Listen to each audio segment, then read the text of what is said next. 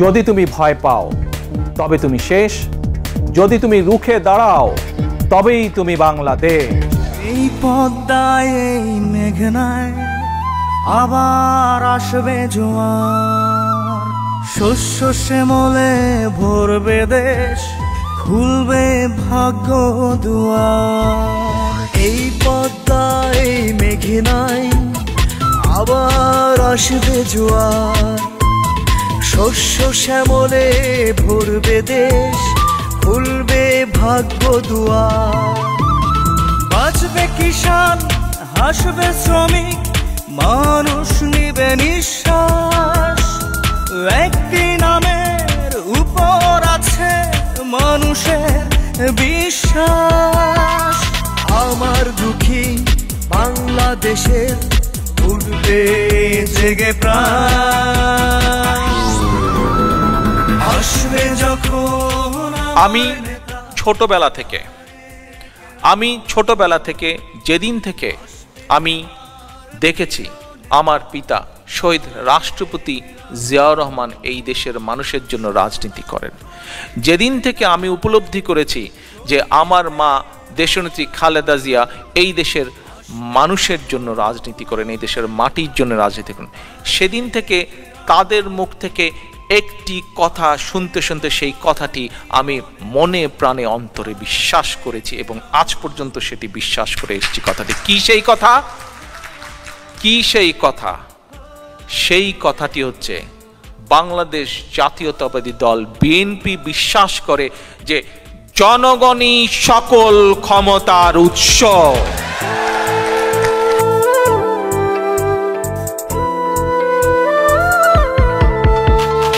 একটি দুটি মানুষের নয়, লক্ষ কোটি প্রাণের আশা বাংলাদেশের উন্নয়ন। বাংলাদেশের সাধারণ মানুষও যা নিয়ে গৌরব করে।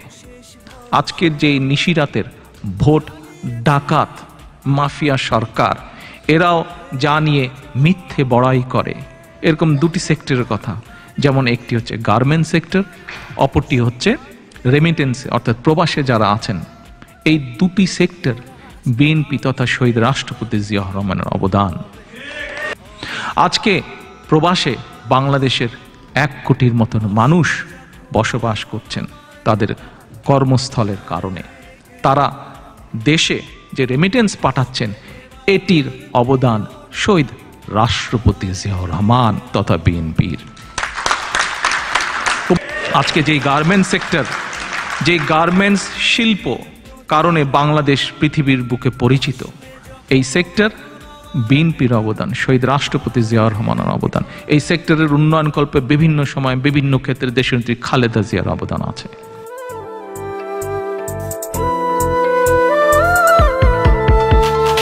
একটি দুটি মানুষের নয়, লক্ষ কোটি প্রাণের আশা বাংলাদেশের উন্নয়ন। বাংলাদেশের মানুষের তো অর্থ নিচ্ছেই। আপনারা যারা 1 কোটি প্রবাসী বিদেশে আছেন, আপনারা যেই বৈদেশিক মুদ্রা পাঠাচ্ছেন, সেই বৈদেশিক মুদ্রা লুট করার এক অভিনব উপায় এই ভোট ডাকাত নিশিরাতের সরকার, এই মাফিয়া ক্যাসিনো সরকার বের করেছে। কি সেটি? কুইক রেন্টাল প্রত্যেকটি কোম্পানির সাথে তারা চুক্তি করেছে, তোমাদেরকে আমরা ডলারে পেমেন্ট করব। মধ্যপ্রাচ্যে আমাদের বহু ভাইরা আছেন, দিন রাত পরিশ্রম করেন, হাড় ভাঙা পরিশ্রম করে মানুষগুলো দেশের স্বার্থে, তার পরিবারেরকে রক্ষা করার জন্য। কিছুদিন আগে মানুষের মুখে মুখে কথা, মানুষের মুখে মুখে, বিশেষ করে মধ্যপ্রাচ্যে যে ভাইয়েরা আছেন প্রত্যেকের মুখে মুখে কথা যে এই নিশিরাতের শেখ হাসিনা তার বলে কোন আত্মীয়কে কোন দেশে আটকে রাখা হয়েছে। শুনেছেন না ঘটনা? বাংলাদেশ থেকে পাচার করে যেই অর্থ নিয়ে গেছে সেইটার জন্য। জ্বালিয়েছি আশার প্রদীপ ভেঙে যাওয়া বুকে, বাংলার মাটি বাংলার মানুষ থাকবে না আর দুঃখে। লুটতরাজ আর জুলুমবাজির হবে অবসান,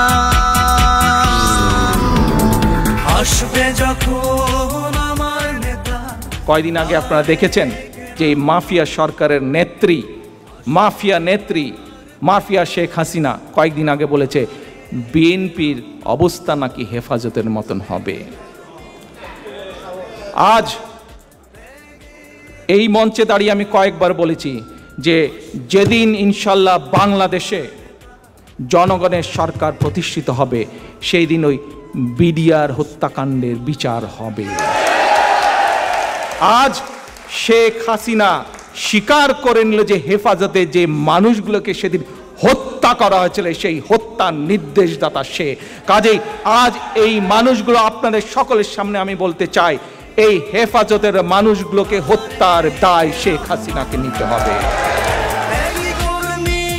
পাবে তাদের ত্যাগের প্রতিদান, আসবে যখন আমার নেতা তারেক রহমান, আসবে এবার প্রিয় নেতা। বিএনপির সমাবেশের লাখো মানুষের অংশগ্রহণে যেভাবে মানুষ বিএনপি জাতীয়তাবাদী শক্তির ডাকে রাজপথে নেমে এসেছে, যেভাবে তাদের মসনদ কাঁপা শুরু করেছে, ভয় ভীত হয়ে বলেছে যে বেশি বাড়াবাড়ি করলে বলে খালেদা জিয়াকে আবার জেলে পাঠাবে।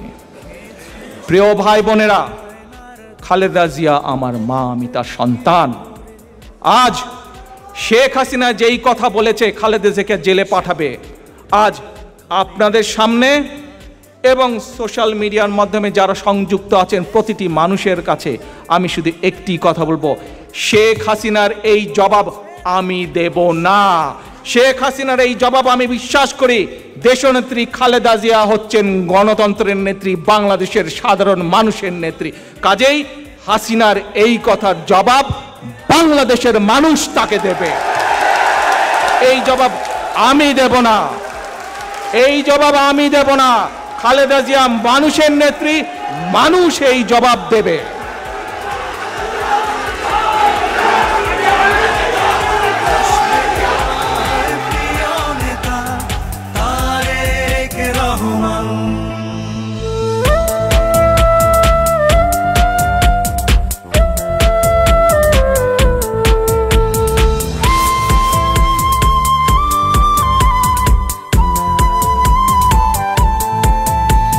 খেয়েছে সব হায়নার দল, লুটে পুটে বিক্রি করে নতুন বিএনপির লক্ষ লক্ষ নেতাকর্মী দেশের কথা বলতে গিয়ে, দেশের মানুষের কথা বলতে গিয়ে, দেশের মানুষের স্বার্থ রক্ষা করতে গিয়ে, দেশের সার্বভৌমত্ব রক্ষা করতে গিয়ে লক্ষ লক্ষ নেতাকর্মী আমাদের অত্যাচারিত, নির্যাতিত, অনেকেই পঙ্গুত্ব বরণ করেছেন।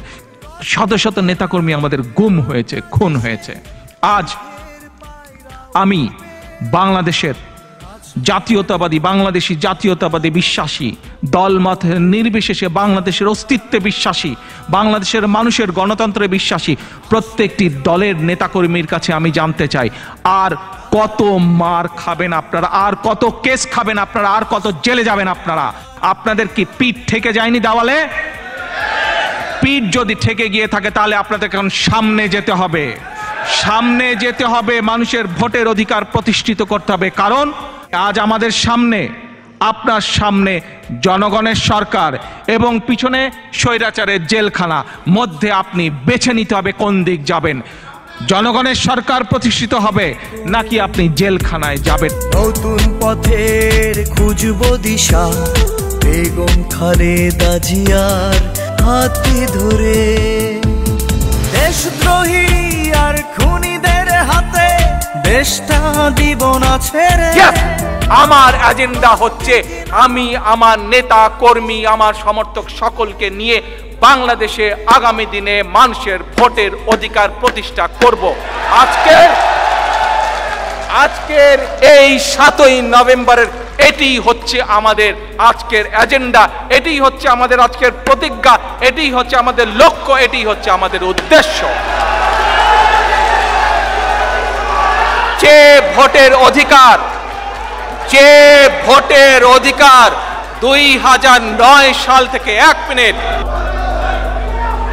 আজ জাতীয় নির্বাচন সহ বাংলাদেশের সেটি ইউনিয়ন পরিষদের নির্বাচনও সেটি পৌরসভার নির্বাচন হোক, সেটি উপজেলা নির্বাচন, যেই নির্বাচন, প্রত্যেকটি নির্বাচনে গত 10-12 বছর যাবৎ বাংলাদেশের কোনো ভোটার, কোনো মানুষ, সেটি নতুন প্রজন্ম হোক, সেটি পুরনো প্রজন্ম হোক, কেউ ভোট দিতে পারে না। দেশদ্রোহী আর খুনিদের হাতে দেশটা দিব না ছেড়ে, রক্তে কেনা এ বাংলাদেশে সুখের পায়রা উড়বে, রাজপথেতে কথা হবে হবে জয়। আজ বিএনপির প্রতিজ্ঞা দেশের মানুষের কাছে, আসুন আমাকে ভোট দিতে হবে এমন কোনো কথা নেই। আপনার ভোট আপনিই দিবেন, যাকে ইচ্ছা আপনিই দিবেন, কিন্তু আমার হাতকে আপনি শক্তিশালী করুন, আমাকে সহযোগিতা করুন, যাতে আমি আপনার ভোটের অধিকার প্রতিষ্ঠা করতে পারি। লেখা হবে শহীদদের অবদান, আসবে যখন আমার। আসুন আজ আমাদের স্লোগান, আমাদের লক্ষ্য, আমাদের উদ্দেশ্য মানুষের ভোটের অধিকার প্রতিষ্ঠা করা। Take back Bangladesh. দেশদ্রোহী আর খুনিদের হাতে দেশটা দিব না ছেড়ে, রক্তে কেনা এ বাংলাদেশে সুখের পায়রা উড়বে, রাজপথেতে কথা হবে হবে জয়গান। বিজয়ীর কাছে পরাজিতরা নিরাপদ থাকলে বিজয়ের আনন্দ মহিমান্বিত হয়। আসবে যখন আমার নেতা তারেক রহমান, আসবে এবার